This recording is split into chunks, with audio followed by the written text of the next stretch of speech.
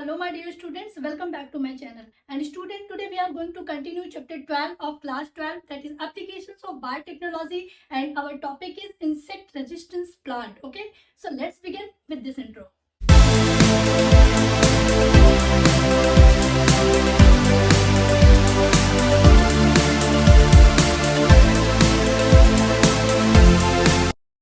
Student, चलिए देखते हैं कि इंसेक्ट रेजिस्टेंस प्लांट क्या होते हैं. And yes, we are also talking about a very special kind of bacteria which is very useful for our plants और our crop, that is BT cotton.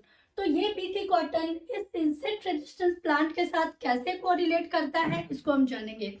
Student, पहले जो फार्मर्स होते थे वो अपने प्लांट्स को प्रोटेक्ट करने के लिए इंसेक्टिसाइड्स का यूज करते थे. बट कभी कभी वो जो इंसेक्टिसाइड्स होते थे वो प्लांट्स को भी हार्म करते थे और उस प्लांट्स को यूज करने वाले ह्यूमंस को भी हार्म करते थे.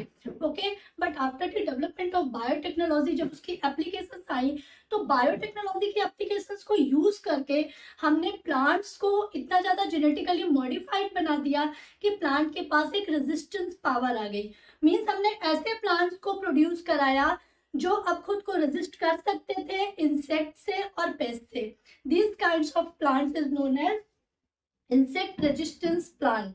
ओके, और कॉटन उसी का एक बेस्ट एग्जांपल है. कॉटन, जब मैंने आपको बायोटेक्नोलॉजी की एप्लीकेशंस में एग्रीकल्चर पढ़ाया था तो उनमें मैंने आपको कुछ स्पेसिफिक काइंड ऑफ प्लांट्स बताए थे जिन्हें हम जेनेटिकली मॉडिफाइड कर सकते हैं. तो कॉटन उनमें से एक है. But question is arising here कि इसे हम बीटी कॉटन क्यों कहते हैं. What is BT here? So yes, BT is a kind of bacteria. Okay, BT is a kind of bacteria which known as Bacillus thuringiensis. Okay, it is Bacillus thuringiensis. ठीक है, that is Bacillus thuringiensis. ये जो Bacillus thuringiensis है, इसकी help से हम इस cotton के प्लांट को जेनेटिकली मॉडिफाइड करते हैं. That's why it is known as BT cotton. Means जो बीटी कॉटन है, आपका कॉटन का प्लांट है, वो एक जीएमओ है, जेनेटिकली मॉडिफाइड ऑर्गेनिज्म है, जिसको हम इस बैक्टीरिया की हेल्प से प्रोड्यूस कराते हैं. Okay, that's why we are known as BT cotton. Now अब यहाँ पे बात आती है कि ये बैसिलस अपने फंक्शन को कैसे आगे बढ़ाता है. सो स्टूडेंट, यहाँ पे इंपॉर्टेंट चीज है, आप थोड़ा सा ध्यान रखिएगा. ये जो बैसिलस है ये बहुत ही स्पेशल काइंड का बैक्टीरिया है, बहुत ही इंटरेस्टिंग है. इसके पास में एक स्पेशल काइंड ऑफ जीन होता है. जैसे मैंने आपको पहले भी बताया था कि जो भी इंडिविजुअल्स होते हैं या जो भी ऑर्गेनिज्म होते हैं, सभी के पास अपने आप को अलाइव करने के लिए, अपने आप को ग्रो अप करने के लिए कोई ना कोई स्पेशलिटी होती है. उसी तरह से ये बैक्टीरिया भी एक ऑर्गेनिज्म है, माइक्रो ऑर्गेनिज्म है, और एक सॉइल बैक्टीरिया भी है ये. सो इसके पास में क्या स्पेशलिटी है? इसके पास एक स्पेसिफिक काइंड ऑफ जीन है. ओके, क्या है इस बैक्टीरिया के पास? इसके पास एक स्पेसिफिक काइंड ऑफ जीन है. ठीक है, कौन सा जीन है? That is cry gene. ठीक है, इस जीन की हेल्प से ये एक प्रोटीन का फॉर्मेशन करता है जो क्रिस्टल्स के फॉर्म में होते हैं, छोटे छोटे क्रिस्टल्स के टुकड़ों के फॉर्म में होते हैं. इस जीन की हेल्प से ये क्या बनाएगा? प्रोटीन बनाएगा. ऑब्वियस सी बात है, अपनी ग्रोथ को डेवलप करने के लिए.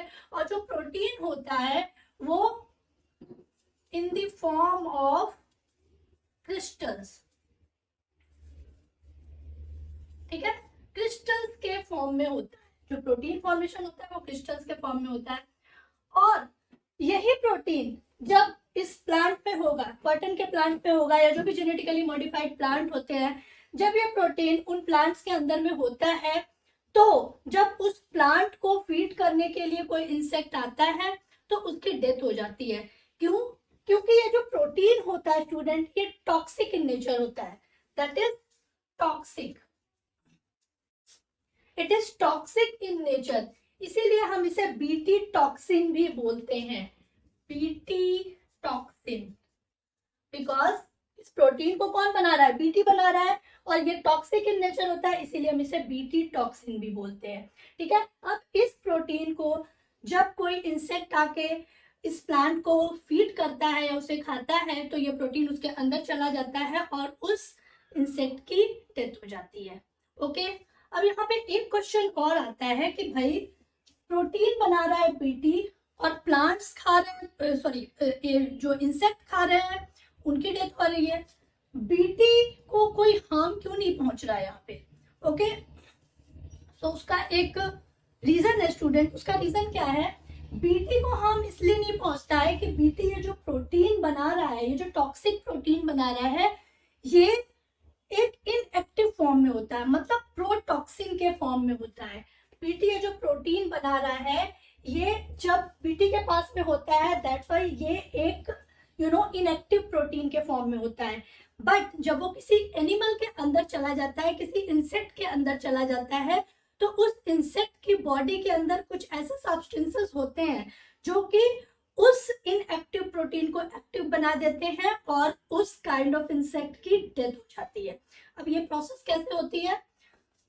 ये जो प्रोटीन होता है ये इनएक्टिव होता है, दैट इज इनएक्टिव प्रोटीन, ठीक है। इसको हम प्रोटॉक्सिन भी बोलते हैं। क्या बोलते हैं? प्रोटॉक्सिन।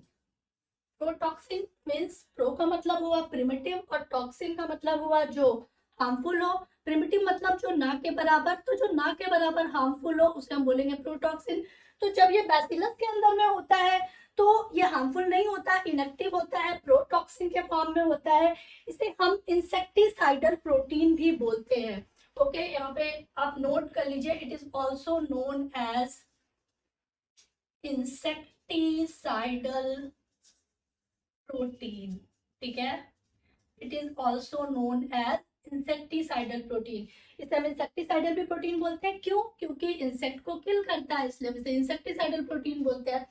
अब ये जो प्रोटीन है, ये जो आपका प्रोटॉक्सिन के फॉर्म में है, प्रिमिटिव इसके पास में हार्मफुल सब्सटेंसेस है, इसीलिए बीटी को कोई हार्म नहीं कर रहा है। बट जब ये किसी इंसेक्ट के अंदर जाएगा, मान लीजिए कि ये प्लांट है, कॉटन का प्लांट है, ओके, और इसके ऊपर कोई इंसेक्ट आया, ठीक है, और वो इंसेक्ट इस प्लांट को फीड करने लगा। ओके, अब ये जो प्रोटॉक्सिन है जो इस प्लांट के अंदर है वो इस इंसेक्ट के अंदर चला जाएगा। ओके, और इस इंसेक्ट के अंदर जाने के बाद में वो प्रोटॉक्सिन एंडोटॉक्सिन में कन्वर्ट हो जाता है। मींस ये जो आपका एनिमल है, इसकी बॉडी के अंदर में जब ये प्रोटीन, ये प्रोटॉक्सिन जब इसके अंदर आएगा तो ये बन जाएगा एंडोटॉक्सिन। ओके, ये एंडोटॉक्सिन में कन्वर्ट हो जाएगा क्योंकि वो उसके बॉडी के अंदर अब आ चुका है। ओके, अब यहाँ पे एक इंपॉर्टेंट पॉइंट है जिसे आप ध्यान से समझिएगा। किसी भी इंसेक्ट की बॉडी के अंदर में अल्कलाइन पीएच होता है। ओके, ये एक इंसेक्ट है, इस इंसेक्ट की ये मान लीजिए बॉडी है और इसका जो ये मिडगट हुआ, इट इज द मिडगट। इस मिडगट के अंदर में कुछ अल्कलाइन पीएच होते हैं। क्या होते हैं? अल्कलाइन पीएच, ठीक है। ये अल्कलाइन पीएच इस प्रोटीन को एक मीडियम देते हैं। ओके, और चूंकि ये मालूम था कि ये जो प्रोटीन होता है वो क्रिस्टल के फॉर्म में होता है, तो ये जो प्रोटीन जब इस मिडगट में पहुंचेगा तो ये जो क्रिस्टल होते हैं वो पीएच की वजह से, अल्कलाइन पीएच की वजह से सॉल्युबल हो जाते हैं और उसकी बॉडी की जो एपिथेलियल वॉल होती है, एपिथेलियल लेयर्स होती हैं, उनको चारों तरफ से बाइंड कर लेते हैं। ओके, मींस कि अगर ये इंसेक्ट है और ये इसकी एपिथेलियल की सेल्स हैं, आपको मालूम है कि जो हमारी लेयर्स होती है उनको हम एपिथेलियल वॉल और एपिथेलियल सेल्स बोलते हैं। ये इसकी एपिथेलियल की सेल्स को इसने पीएच ने, जो आपका अल्कलाइन पीएच है, इसकी वजह से इसने ये पूरा इसको बाइंड कर लिया है। और बाइंड करने से क्या होता है स्टूडेंट, उसकी जो लेयर होती है, जो सेल्स होती हैं, उसमें लाइसिस आ जाता है, स्वेलिंग होने लगती है। मींस भाई कोई टॉक्सिक सब्सटेंस एनिमल के अंदर गया है तो कुछ तो रिएक्शन देगा और उसे एक मीडियम मिल गया, उसको एक अल्कलाइन पीएच मिल गया जिसकी वजह से वो सॉल्युबल हुआ और उस इंसेक्ट की जो एपिथेलियल की सेल्स थी उसमें एक लाइसिस आ गया, कुछ पोर्स का फॉर्मेशन हो गया। मीन्स आप ऐसे कह सकते हैं कि इस तरह से उसकी बॉडी में लाइसिस हो जाएंगे, कुछ पोर्स का फॉर्मेशन हो जाएगा, ठीक है। इस तरह से वो पोर्स बना देंगे या लाइसिस कर देंगे, ठीक है। दिस इज द पोर और लाइसिस। उससे क्या होगी, जो सेल्स होंगी वो रप्चर्ड हो जाएंगी। मीन्स इसके अंदर की जो सेल्स थी वो क्या हो गई स्टूडेंट, दैट इज रप्चर्ड, ठीक है। ये सेल्स रप्चर्ड हो जाती हैं और एनिमल की डेथ हो जाती है, इंसेक्ट की डेथ हो जाती है, ठीक है।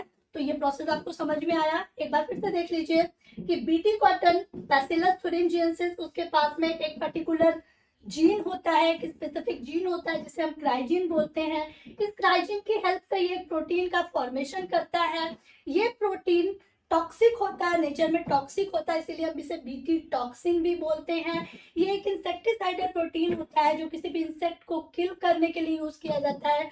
जब ये प्रोटीन प्लांट के अंदर में जाता है तब ये इनएक्टिव फॉर्म में होता है, प्रोटॉक्सिन के फॉर्म में होता है।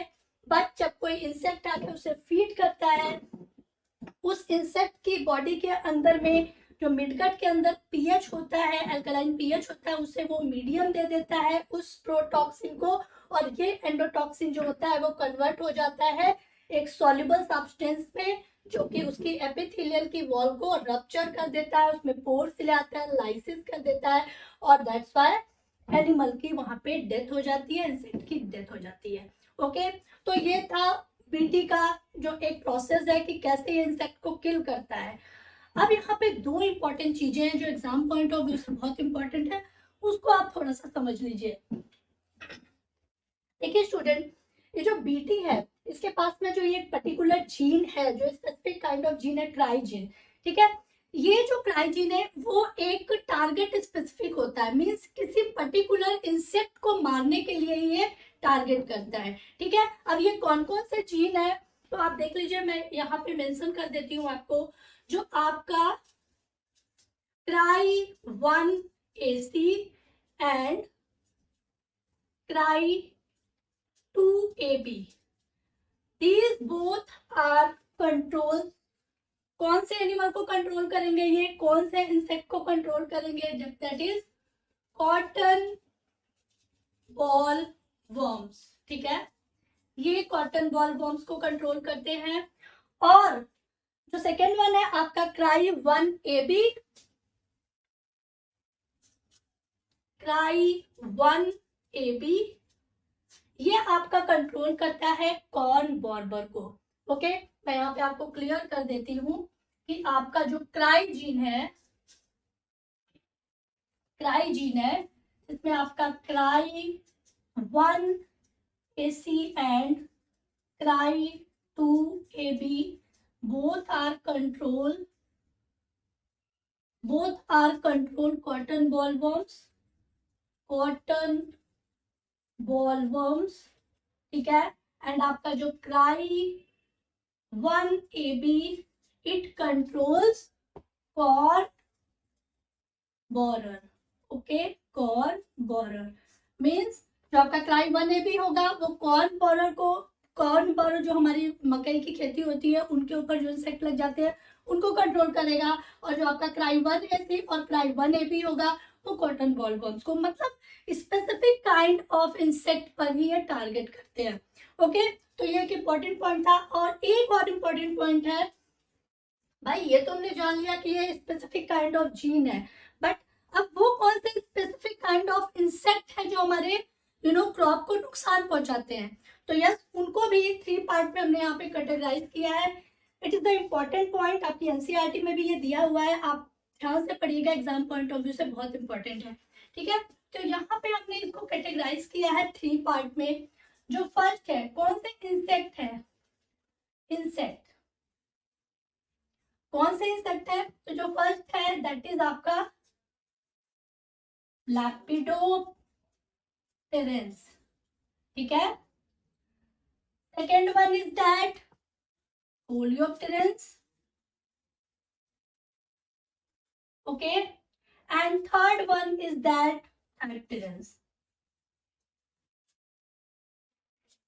Okay, these 3 types of insects which are harmful for our plants अब इनके अंदर में कौन कौन से एग्जाम्पल्स आते हैं उसको देख लीजिए। लैपिडोप्टेरन्स में जो आपके आएंगे स्टूडेंट, आपके जो लैपिडोप्टेरन्स पे आएंगे that is army worms, that is army worms, bud worms and tobacco. Okay, that is tobacco. कोलियोप्टेरस, इसको हम सिलोप्टेरस भी बोलते हैं। इसको आप इस पे आएंगे आपके बीटल्स एंड नाउ डायप्टेरस।